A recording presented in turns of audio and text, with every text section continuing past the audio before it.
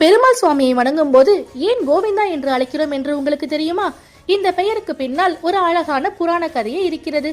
ஒரு நாள் ஸ்ரீனிவாச பெருமாள் அகத்திய முனிவரின் ஆசிரமத்திற்கு சென்று ஒரு பசுவை தானமாக கேட்டார். ஆனால் பிரம்மச்சாரியருக்கு பசு தானம் செய்யக்கூடாது என்று அகத்தியர் மறுத்துவிட்டார்.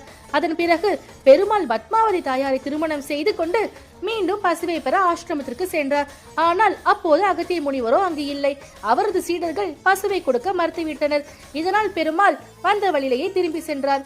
சிறிது நேரத்தில் திரும்பி வந்த அகத்தியர் நடந்ததை அறிந்து மிகவும் வருந்தி ஒரு பசுவை எடுத்துக்கொண்டு பெருமாள் சென்ற வழியிலேயே அவரும் அவரை பின்தொடர்ந்து சென்றார். தொலைவில் பெருமாளை கண்டதும் கோ இந்தா என்று அழைத்தார். இங்கே கோ என்றால் பசு என்பது பொருள், இந்தா என்றால் எடுத்துக்கொள்ளுங்கள் என்பது பொருள்.